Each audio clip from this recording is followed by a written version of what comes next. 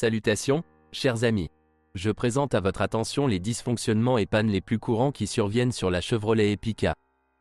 Toutes les Chevrolet Epica sont à traction avant, ce qui signifie que la conception de la transmission est aussi simple que possible. Les entraînements sont fiables, les joints homocinétiques avec couvercles intacts peuvent parcourir plus de 200 000 km. Certes, avec le temps, les pinces des couvercles pourrissent et il faut les surveiller. Il existe deux types de transmission manuelle, D24 et D33. Les deux sont des copies sous licence de la boîte de vitesse Opel Getrag F23, largement utilisée sur les voitures européennes. Les différences résident principalement dans sa cloche, qui n'est pas utilisée sur les voitures Opel, et dans le débrayage avec vérin hydraulique externe sur le D24. Les Européens et le D33 ont un débrayage hydraulique. Malheureusement, en plus des problèmes de roulement assez typiques du Getrag européen, qui surviennent, bien que régulièrement, mais pas très souvent, la copie coréenne souffre d'une durée de vie insuffisante des synchroniseurs et des bacs d'espacement. Des plaintes concernant le hurlement des boîtes de vitesse se font régulièrement entendre, de la part de presque tous les propriétaires, et la chute du quatrième rapport sous charge se produit, sinon toutes les secondes, du moins toutes les 4. Malheureusement, il n'est pas possible de remplacer une box coréenne par une box européenne de meilleure qualité. La cloche de la boîte fait partie de son corps, et le principal. Mais en tant que donateur de pièces détachées, le « européen » convient tout à fait, heureusement tout à l'intérieur est compatible et amélioré, notamment les synchroniseurs. Certes, parfois même avec un tel remplacement, il faut souffrir. La précision de fabrication des boîtiers coréens est moindre et le siège du roulement d'arbre secondaire peut être de taille différente. Après 150 000 km, l'entraînement par câble se dessert souvent et il devient parfois difficile d'engager la marche arrière. Les transmissions automatiques sur les voitures avant le restylage étaient représentées par une bonne transmission automatique japonaise Aisin AW55A51, mais après le restylage, ils ont installé la dernière transmission automatique GM6 T40.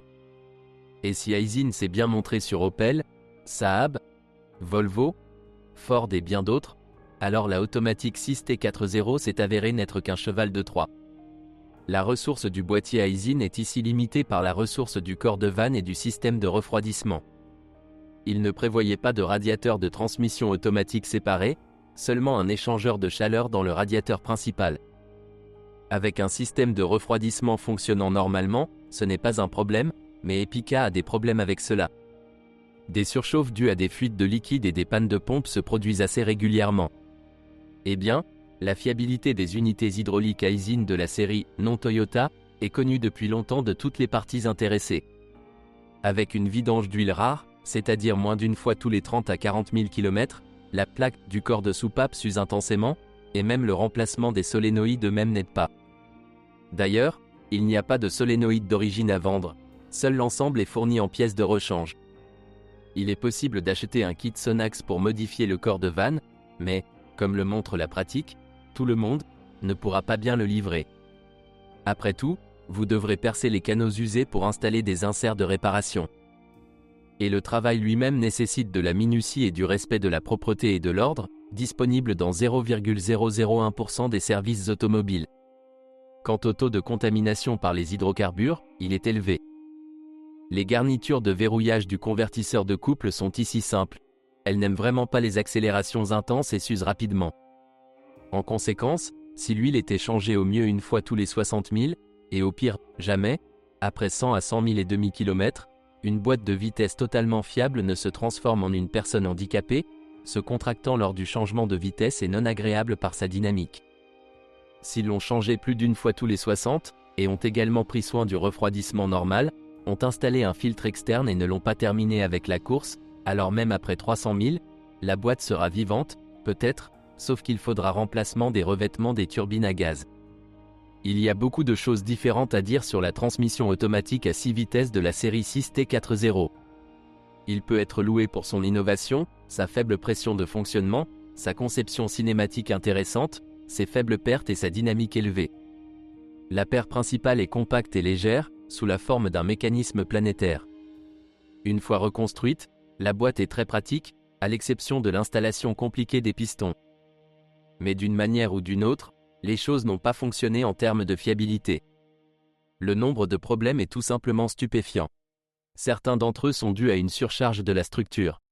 Sur l'Epica, il était clairement nécessaire d'installer davantage de modifications de couple de la même transmission automatique, par exemple 6T45, et de ne pas permettre à l'électronique de charger autant la boîte, limitant ainsi le couple moteur. Mais pour obtenir une dynamique élevée, ils ont abandonné les restrictions, et si le conducteur le souhaite, il tue lui-même la boîte, il n'y a pas de « infaillible ». Une faible pression d'huile crée les conditions préalables à une usure précoce des bagues, qui est également facilitée par les vibrations des arbres. Le boîtier devient également très chaud, provoquant des problèmes d'usure sur le corps de la vanne et l'électronique. Si ces problèmes ne suffisent pas, la structure contient beaucoup de plastique, qui devient cassant et se décompose avec le temps. Ainsi, entre le corps de la vanne et le corps de la boîte se trouve une plaque en plastique qui se déforme, provoquant la dépressurisation du système d'huile. La partie mécanique de la box n'est pas non plus contente. Jusqu'en 2011 à 2012, ces transmissions automatiques avaient un tambour 4-5-6 infructueux. Sa bague de retenue s'est cassée, à la suite de quoi le paquet a tourné, le tambour s'est cassé et la saleté a encore tué la boîte.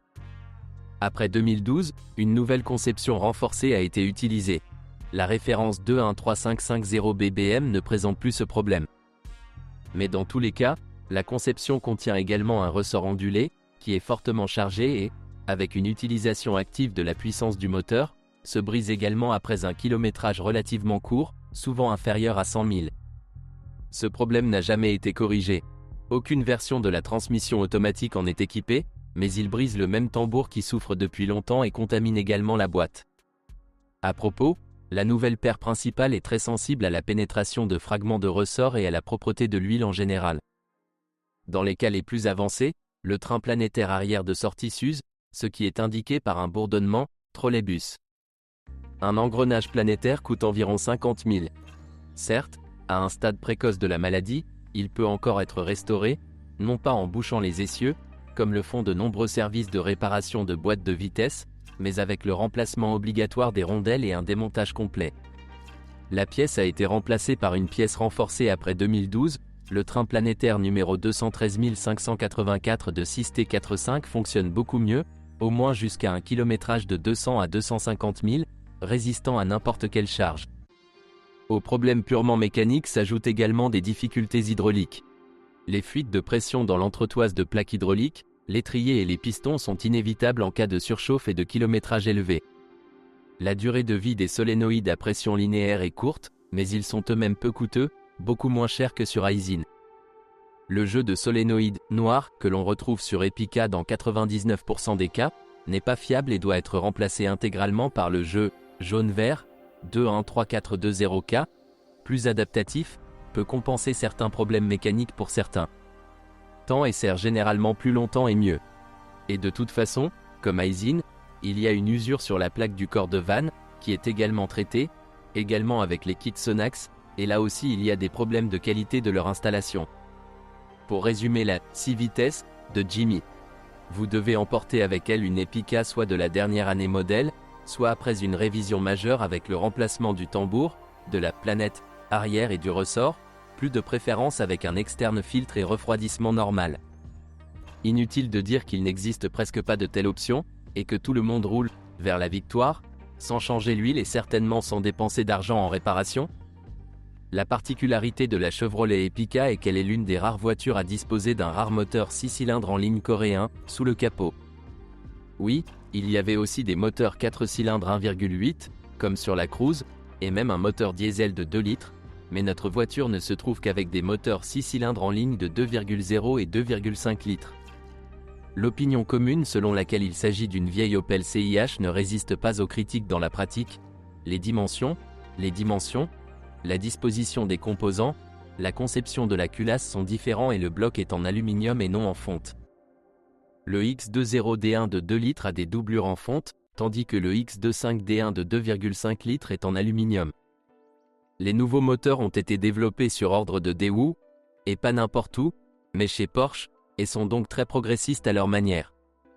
Le résultat est une conception très compacte et compressée, un système de refroidissement bien pensé, de bons indicateurs de puissance, une disposition très pratique, une longue ressource de chaîne de distribution et un fonctionnement très silencieux.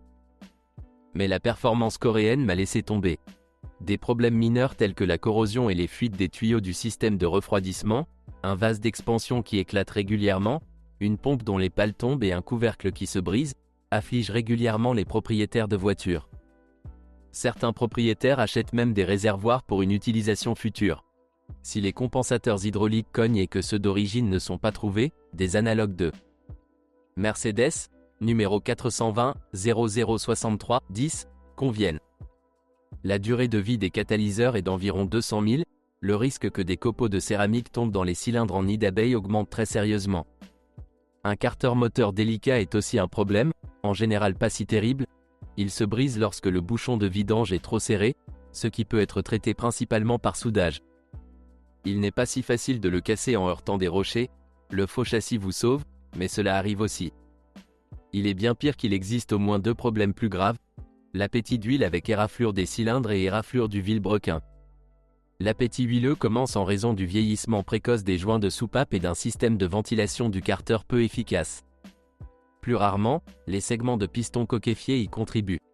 Le problème peut être partiellement résolu en réduisant l'intervalle d'entretien de 15 à au moins 10 000 km. Vous pouvez alors réduire la consommation d'huile de 3 à 5 litres, d'un remplacement à l'autre, à 1. Cependant, tôt ou tard, le moment d'une refonte majeure viendra. Et si dans le cas des chemises en fonte des moteurs 2.0, ce n'est pas si mal, alors avec 2.5, tout va très mal. Le récurage sur un liner en alusie est une condamnation à mort pour le bloc, car l'épaisseur du cavalier intercylindre est minime, tous les services ne se chargeront pas d'installer un liner ici, et de toute façon il sera très fin. Certes, dans une situation désespérée, le downsizing est parfois pratiqué, réduction du diamètre du cylindre avec perte de volume utile et installation de chemises de réparation épaisses. Un donneur populaire de piston pour Epica dans de tels cas est le moteur Nissan GA16DE. Il n'y a pas de dimension de réparation propre ici. Un autre problème grave est la panne de la pompe à huile, située dans le carter moteur et entraînée par une chaîne. Et malheureusement, ça se bloque très souvent. Conditions typiques, niveau d'huile bas, huile sale, viscosité insuffisante ou surchauffe. La conception de la pompe à huile s'est avérée infructueuse et les pièces elles-mêmes sont désormais également rares. Habituellement, il fait tourner le pignon d'entraînement du vilebrequin lorsque la pompe à huile se bloque.